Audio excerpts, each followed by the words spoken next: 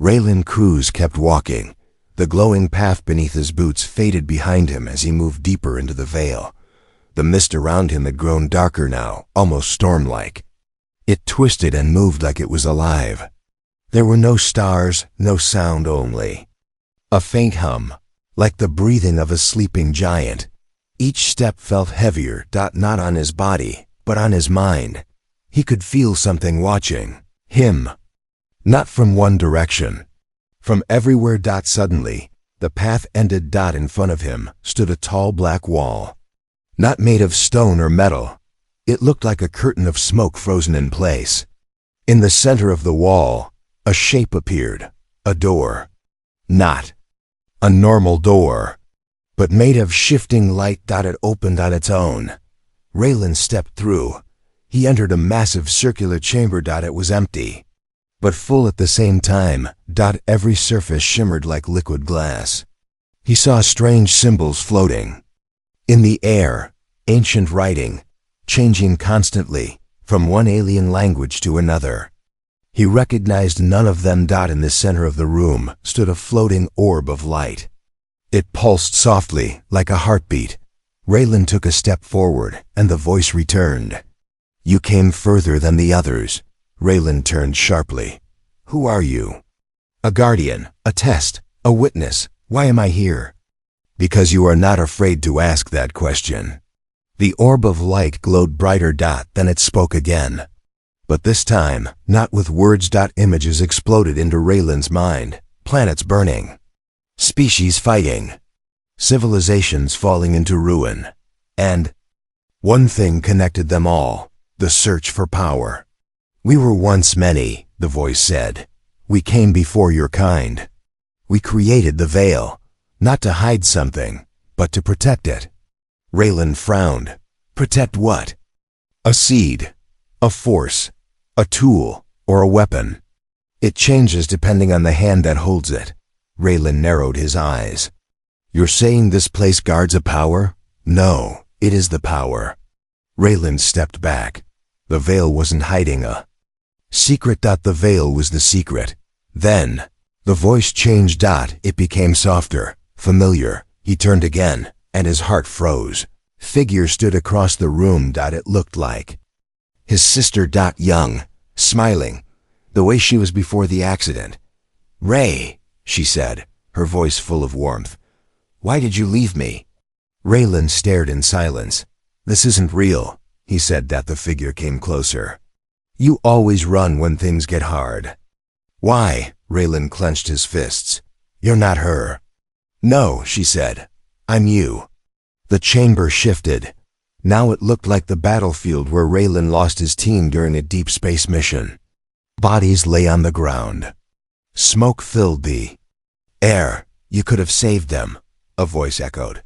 "No," Raylan whispered. "That's not true. You hesitated. You chose protocol. They died because of your choice." Raylan fell to his knees. The veil was not testing his strength. It was testing his truth. "This is the trial," the Guardian's voice said. "Not all who enter face monsters. Some face themselves, and few survive that." Raylan took a deep breath. He looked at the battlefield, the memories, the guilt, and he said, "Yes, I made mistakes. Yes, I was afraid. But I kept going." The vision faded. Silence returned. Raylan stood in the center of the room, breathing hard, sweating, but still standing. The orb of light pulsed once more. "You have passed the first trial." He laughed bitterly. "That was only the first? Now you meet the others." A soft humming filled the room. And slowly, from the shadows, they appeared. Not ghosts, not illusions, real beings. 7 figures stepped forward, one by one. They were not like Raylan, not human. Each was from a different alien race. Some he recognized from history books. Others were so ancient, he'd only seen drawings. They had eyes full of fire, scars on their faces. They looked like warriors. But broken ones. One of them, tall and covered in silver scales, spoke. "We entered the veil long before you." Another, small and shadow-like, added, "We all failed. Raylan looked at them. But, you're alive? The silver-scaled alien nodded. Barely. Trapped. Not dead. Not living. Waiting. For what? For you. Raylan stared at them. These were the ones who came before, lost explorers. Heroes. Turned prisoners. They weren't mad. They weren't dead. They were waiting for a human to succeed where they failed. Why me? Raylan asked. One of the aliens replied, because your kind is new. Bold. You ask questions others fear.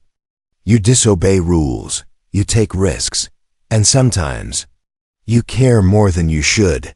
That is your danger. That is your gift. The room darkened.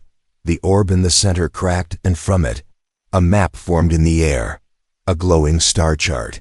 Full of unknown systems, ancient gates, hidden locations, a lost network. If you survive the next trials, said the Guardian's voice, you will control this map. You will become its keeper. The Veil will trust you.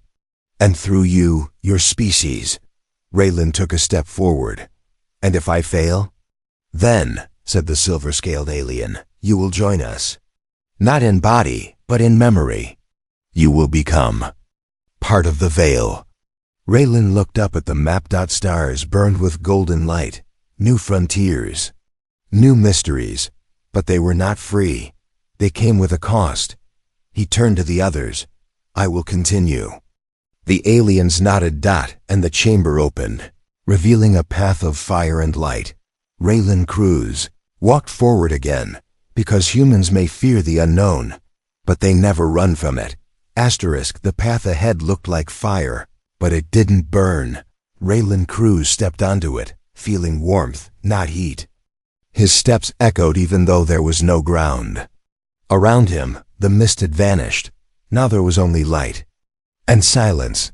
But it wasn't peaceful. It felt like the calm just before a storm. Behind him, the ancient beings watched. Silent witnesses. Once warriors, now shadows. They had failed the Veil's final trial, and Raylan knew if he failed too, there would be no second chance. He walked for what felt like hours. Time was broken here. His body didn't feel tired, but his mind did. He had seen visions, faced guilt, met alien prisoners, learned of the Veil's truth, but what was the core? He reached a wide-open space. The fire beneath his feet faded into cool stone. Smooth. Perfect. The space ahead was empty. Except for one thing. In the center, floating just above the floor, was a mirror, but not a normal mirror. It showed not his reflection, but his future. Raylan stepped closer. At first he saw himself, older, wearing a black uniform. Behind him, Earth's sky was filled with ships, not just human, but alien. 2. A peaceful alliance. Then, the image shifted. He saw another version of himself. This time wearing armor, standing above burning cities.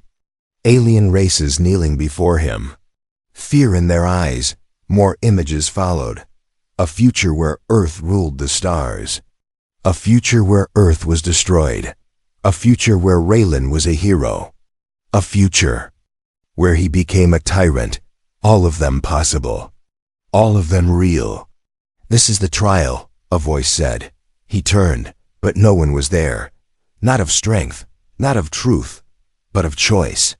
The mirror changed. Now in its center was a glowing sphere. A small version of the Veil's core. It pulsed gently, alive with power. You may take the core, the voice said. With it, you will have knowledge, technology, control of every lost gate, every ancient star road. Earth will rise above all others. Raylan stared at it. The temptation was strong. He imagined a galaxy united under one banner, no war, no fear. Humanity leading the stars. Then the voice changed. Or, you may destroy it. The core will vanish. This path will be closed. No race will hold power over others. The Veil will sleep once more. Raylan's hands trembled. The first option meant power, not just for him, but for Earth. Second option meant peace, but the unknown would remain forever hidden. Choose, the voice whispered. But know this, every race that took the core before failed, not because they were evil, but because they believed they were good. Raylan fell to his knees. He thought of Earth, of people struggling, of the wars, the greed, but also the kindness, the courage, the love. He remembered the alien beings, all trapped, because they wanted power. And then he remembered the first voice that called him when he entered the Veil. You are human. You do not run. You do not forget yourself. He stood, walked to the core, and placed his hand on it. The chamber lit up like a sun exploding. Light poured from the walls. The ground shook. For a moment, it felt like the universe was breaking. The voice returned, now louder than ever. What is your decision, Raylan Cruz of Earth? He closed his eyes and said, I choose neither. Silence. The light froze in midair. Even the air stopped moving. Explain, the voice demanded. Raylan stepped back. I will not take the core, but I will not destroy it either. That is not allowed. Then make a new path, he said. I won't carry this alone. Share it. Spread it. Give every race a piece. Let no one rule, but let no one be blind. The light flickered. The mirror shattered. And something new began. The core pulsed once. And divided, splitting into 7 lights. Each one flew in a different direction, carrying knowledge and power. And from the chamber walls, doors opened. The aliens who had failed before stepped forward, but now their chains were gone. The trial had ended not in power, but in unity. Raylan stood in the center of it all, calm and steady. You have done what no one else could. The voice said softly, you broke the rule, but saved the purpose. Suddenly, the path behind him reopened. The veil was letting him go. As he walked back through the fire-like path, the space around him began to shift again. The veil was folding, resetting, preparing to sleep for another age. He turned once to look back and saw the core, not dead, but reborn. This time not a weapon, but a gift. Raylan Cruz walked into the light, back toward the edge of space. Back toward the place called home. But he was no longer just a man. He was the one who passed the core trial, the human who said no to power, and still earned the galaxy's respect. Raylan Cruz opened his eyes. He was back inside the Pathfinder, his ship, floating in space. The veil behind him had collapsed into a small glowing point, like a dying star. It was quiet again, too quiet. He checked the ship's systems. They were working now. The scanner lit up with signals. But the strange part? It had only been 12 minutes. He looked out the window. The same stars. The same empty silence. But Raylan knew something had changed. He had passed the core trial, but now came the hardest part. He activated the communicator. Pathfinder to Unity Command. This is Commander Cruz. I'm alive, I'm back, and I have something to report. Static. Then, dash shock. Double quotes Cruz. Is this a joke? A voice answered. No joke, Raylan replied. I've been inside the veil. I saw what's there. Another pause. We thought you were lost. It's been over 2 years since you entered. Raylan froze. In the veil, it felt like minutes. Maybe hours. But in real time, Earth had moved on. When his ship arrived at the Unity station orbiting Earth, it wasn't greeted with celebration. It was surrounded. 3 Earth defense ships, 2 alien warships, all with weapons aimed at the Pathfinder. This is Commander Raylan Cruz, he said again. I am not a threat. But no one trusted him. They didn't understand how he returned. They didn't understand how he looked the same, not aged, not changed. Some even whispered he wasn't human anymore. He was brought into a private chamber. No applause, no handshakes. Just questions. Dozens of questions. The Unity Council gathered. Earth generals, alien diplomats, scholars, security chiefs. What happened inside the veil? What did you bring back? Did you find power? Technology? Is it a weapon? Raylan stood silently for a moment. Then he said, there was a choice. Take the core, or destroy it. I did neither. Confusion spread. I shared it, he continued. 7 pieces. Spread across the galaxy. The veil agreed. The power now belongs to everyone. Silence. Then chaos. You had no right to do that. An Earth general shouted. You don't speak for humanity, said a council member. You gave our chance to others. Raylan stayed calm. I passed the trial. I did what none of you could. I made a human choice, not to conquer, not to control, to protect. But they didn't care. One alien diplomat leaned forward. Do you understand what you've done, human? You've broken the balance. Now the races who hate us, they have power too, Raylan nodded. Yes, but now they also have hope. Earth's leaders called a private emergency meeting. Raylan sat alone in a cold room.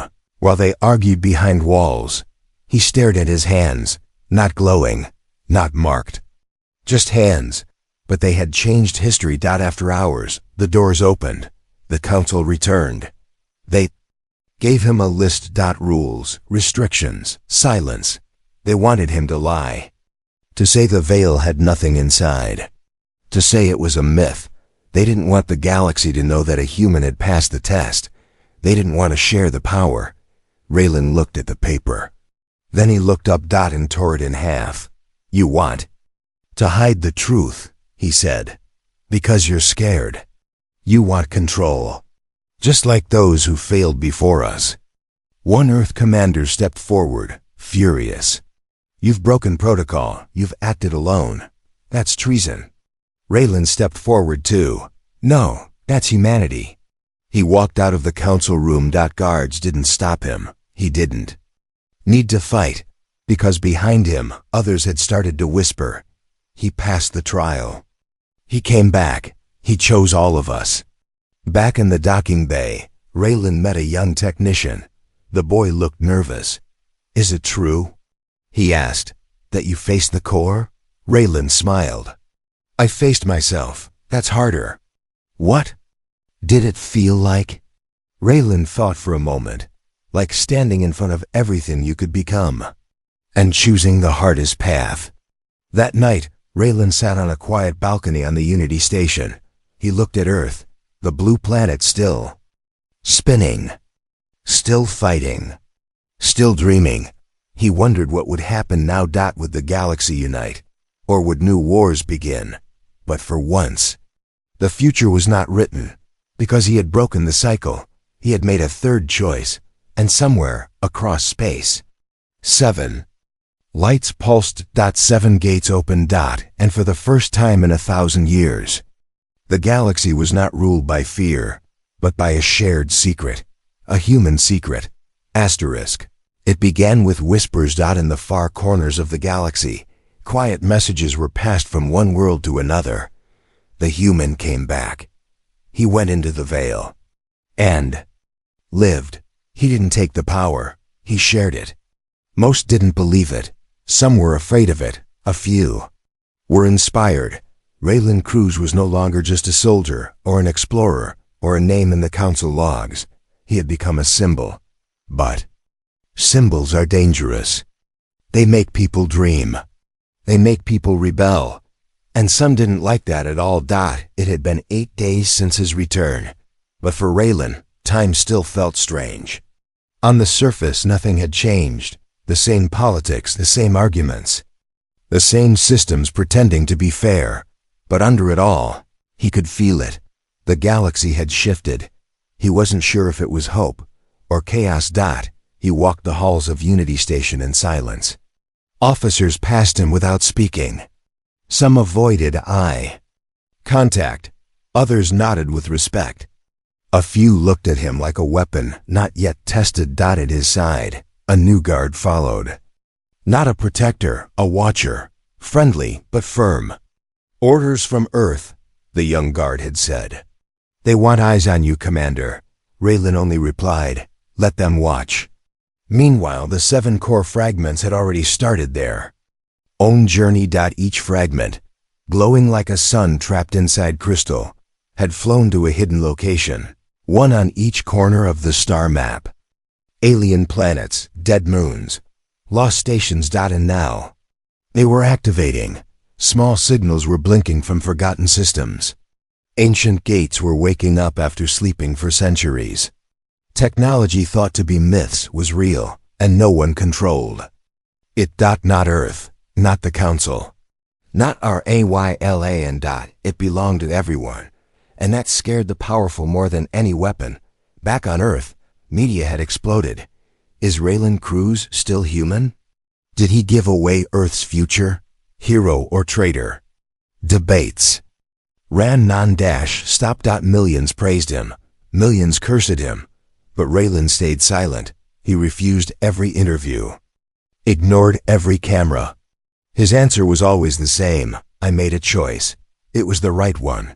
Not easy, just right. One evening, the Unity Council summoned him again. This time, the room was quiet. No shouting, no threats. The chairwoman, a tall, silver-skinned being named Ira Voss, looked at him carefully. You caused something we cannot control, she said. That makes people nervous. Raylan nodded. I didn't return to be in control. Then why did you return? She asked. He paused. To remind you all what bravery actually means, she frowned. And what does it mean, human? Raylan looked around the chamber. Bravery is not power. It's not war. It's not fear. Bravery is doing what others won't. Sharing when you could steal. Trusting when you have every reason not to. Some council members shifted uncomfortably. And now? Ira asked. Raylan's voice softened.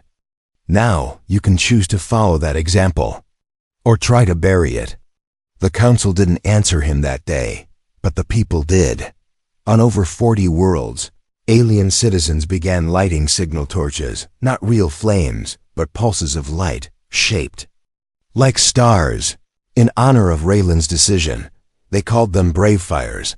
A silent message spread across the stars. We do not need rulers. We need leaders who walk alone first. But Earth's leadership had other plans behind closed doors. A new program was forming. They called it Operation Recall. A plan to secretly locate and collect the core fragments. To use them before others could. To take back control. Quietly, efficiently, without Raylan. One night, Raylan received a message. Not from Earth. Not from the Council, but from a ship lost for 70 years. One that had disappeared near a dead system. Its signal had just returned. Fragment activated, the message said. You were right, the gates are real. But something else woke up too. Raylan read the words 3 times. His hands shook slightly. The veil had always been a gate, but what if it wasn't the only one? That same night, he stood on the edge of the Unity Station's observation deck, staring at a starless section of space. His guard approached quietly. You okay, sir? Raylan nodded. Just listening. Listening to what? The silence. It's starting to change. The guard didn't understand, but didn't ask again. Raylan continued. When I stood in front of the core, I made a broken choice. Not yes, not no. I chose something new, something wild, now. I wonder if the galaxy will let that stand. The young guard looked worried. You think it won't? Raylan looked out the window. And in the far black distance, he saw a pulse of violet light. Quick, faint, wrong. Not like the core. Something else. He whispered.